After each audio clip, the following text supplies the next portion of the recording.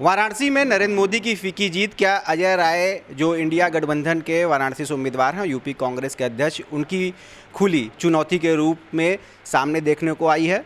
इस बारे में ज़्यादा बात करने के लिए हमारे साथ सीधे अजय राय जी ही मौजूद हैं। चूँकि 1,52,513 मतों से विजयी हुए हैं प्रधानमंत्री नरेंद्र मोदी, जो बनारस से आपके खिलाफ लड़ रहे थे। क्या लग रहा है, 10 लाख के फ़र्क मार्जिन का दावा किया जा रहा था और महज 1,52,513 से ही संतोष करना पड़ रहा है? देखिए रोशन जी, ये काशी की महान जनता का आशीर्वाद है मेरे साथ। जो काशी के महान लोग, बाबा विश्वनाथ की कृपा, उनके भक्त, उन लोगों ने मुझे आशीर्वाद दिया और उनका आशीर्वाद 4,60,000 से ऊपर मुझे मिला है मत। आप सोच सकते हैं कि निश्चित तौर से ये मोदी जी की नैतिक हार है। नैतिक हार इसलिए कहूँगा कि 10 लाख से जीतने की बात कहते थे, पिछली बार भी 4 लाख से ज़्यादा मार्जिन से जीते थे, इस बार 1,52,000 पे सिमट के रह गए। इससे साबित होता है कि पूरी तरीके से नरेंद्र मोदी जी बनारस के अंदर फीके पड़ गए हैं। बनारस के अंदर जनता उनको सम्मान नहीं दे रही। वो सत्ता के बल पे, पैसे के बल पे और अपने दबाव के बल पे चुनाव जीत कर जा रहे हैं। जनता का प्यार, आशीर्वाद उनके साथ नहीं। क्या लग रहा है, क्या नसीहत देंगे? क्या नरेंद्र मोदी जी जिस तरह हमेशा जीत के बाद बनारस आते रहे, यहाँ जश्न का माहौल हुआ करता रहा, ऐसा कम ही दिखाई पड़ रहा है, तो क्या उनको सलाह या नसीहत देंगे बनारस अगर वो आते हैं? या क्या लग रहा है, वो आएंगे कि नहीं, या पीएम बन पाएंगे कि नहीं? नहीं, देखिए, अब पीएम बने न बने, अब बनारस के सांसद तो हैं ही हैं। अब उनको आके बनारस के अंदर बनारस की सच्चाई से वाकिफ़ होना चाहिए। वो जो उनके अगल बगल के जो लोग उनके चमचे घूमते हैं, उनको किनारे करें और ज़रा बनारस की गलियों में घूमेंगे तो बनारस की सच्चाई पता चलेगी। और मैं इतना ज़रूर को एक सलाह दूंगा, नसीहत दूंगा कि जहाँ पर 80 घाट पर जहाँ उन्होंने गंगा जी की सफाई के लिए फावड़े चलाए थे, फावड़े चलाकर मिट्टी साफ़ किया था, वहीं बगल में एक 80 नदी जो नगवा नाला के रूप में परिवर्तित हो गई हैं, वहाँ पर ज़रूर 5 डुबकी मोदी जी जरूर लगाएं, 5 डुबकी लगाएं और वहाँ का जल आचमन करें। उनको बनारस की वस्तुस्थिति पता चल जाएगी। ये मेरा नसीहत है, मैं उनको सुझाव दूंगा तो काशी की चीज़ों को ज़रूर समझ पाएंगे। हार के बाद भी आप के तेवर कम होते दिखाई नहीं पड़ रहे हैं। आखिर में नरेंद्र मोदी तो जीत ही गए हैं।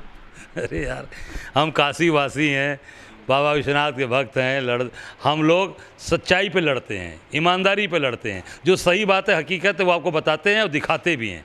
आपसे भी वही बात कहते हैं, तो हम हकीकत के साथ खड़े हैं। इसलिए मेरे चेहरे पे कोई सिकन नहीं है कि मैं परेशान होके या मैं झूठी बात बोल के या पैसे बांट कर या सत्ता के दबाव पर मैं चुनाव जीतूँ। नहीं, हमेशा जनता का दिल जीतकर, जनता के सुख दुख में खड़े रहकर और जनता के विश्वास को हमेशा अर्जित किया है। उसके अनुसार हम लोग चुनाव लड़ते हैं। 5 बार वे विधायक रहे, जनता का काम करके रहे। बनारस में भी जनता का प्यार, काशी की जनता ने अभूतपूर्व प्यार दिया। 4,60,000 वोट पाना प्रधानमंत्री के खिलाफ, मैं समझता हूँ कि मैं सौभाग्यशाली हूँ कि काशी की जनता का इतना प्यार, आशीर्वाद मुझे मिला है। उत्तर प्रदेश में भी आपके कहा जाए कि बदौलत एक आधा दर्जन से ज़्यादा सीटों पर कब्जा हुआ है। जहां जल्दी खाता तक खुलने की बात मानी जाती थी कि नहीं हो पा रहा है, वहां आधा दर्जन सीटें अभी तक डिक्लेयर हो चुकी हैं। सिर्फ कांग्रेस को जो 17 सीटें मिली थी उसमें से। देखिए, निश्चित तौर से कांग्रेस बहुत ही अच्छा प्रदर्शन की है। मैं सभी अपने कांग्रेस के कार्यकर्ताओं को धन्यवाद दूंगा। हमारे जो जीते प्रत्याशी हैं उनको मैं अपनी शुभकामनाएं दूंगा कि खूब आगे भविष्य में अच्छा काम करें, कांग्रेस को मजबूत करें। और कांग्रेस आने वाले समय में, मैं आपको इतना जरूर वादा करूंगा कि आने वाले समय में कांग्रेस अपने पुराने पिछले रिकॉर्ड को तोड़ेगी और कांग्रेस बहुत मजबूत होकर उत्तर प्रदेश में खड़ी हो जाएगी। क्या लग रहा है, अयोध्या जैसी सीट, फैजाबाद जैसी सीट भी हाथ से निकलती जा रही है? क्या लग रहा है कि इनको कुछ सबक लेने की ज़रूरत है? देखिए, कारण उसका बता दें कि ये झूठी बात करना, आपने अयोध्या वासियों के साथ क्या अत्याचार अन्याय किया आपको मालूम है। वहाँ लोगों के घर मकान तोड़ दिए, औने पौने दाम पर लोगों से घर मकान मुआवजा भी नहीं दिया, ज़बरदस्ती ले लिया। ऐसे अत्याचार मत करिए। तो मैं समझता हूँ कि उसका खामियाजा इनको भुगतना पड़ा है। और जो बड़ी बड़ी बात इन्होंने कहा था कि भगवान राम को लेकर ये गए हैं, भगवान राम ने दिखा दिया कि आप लेकर नहीं, भगवान राम सदैव सबके दिल में हैं, सबके अंदर विराजमान हैं, उनका आशीर्वाद सबके ऊपर है। और जो बड़ी आप उस धार्मिक जो चीज़ों को आप राजनीतिक करना चाहते थे, जो अयोध्या से राजनीतिकरण करना चाहते थे, वो आपका राजनीतिकरण अयोध्या से वो नहीं चला। भगवान ने वो आपका वो राजनीतिकरण नहीं होने दिया। क्या लग रहा है सरकार आप लोग की बनने जा रही है, क्योंकि बहुत सारे जो चाहे चंद्रबाबू नायडू हो, चाहे नीतीश कुमार हो, चाहे अन्य दल, इनकी तरफ लोग अब नज़र टिकाए खड़े हैं। नहीं, निश्चित तौर से लोग आएंगे। देखिए, जो संविधान की रक्षा करने की बात सामने आई है, जो आरक्षण बचाने की बात आई है, बेरोजगारी दूर करने की बात आई है, महंगाई दूर करने की बात आई है, मैं समझता हूँ कि सभी लोग जो भी इस चीज़ को समझेंगे, दल के लोग, वो ज़रूर इस इंडिया गठबंधन के साथ खड़े होंगे और इंडिया गठबंधन की सरकार को ज़रूर बनाएंगे, ताकि ऐसे जो महंगाई कॉरपोरेट के लिए काम करते थे उनसे मुक्ति मिले और हिंदुस्तान में लोकतंत्र व्यवस्था चले और पूरी तरीके से उसमें इस देश को अमन चैन मिले।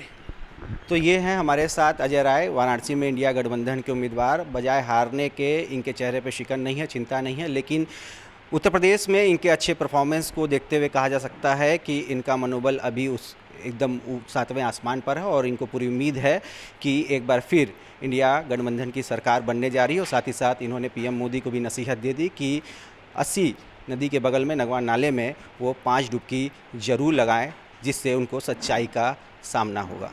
रोशन जायसवाल, वाराणसी।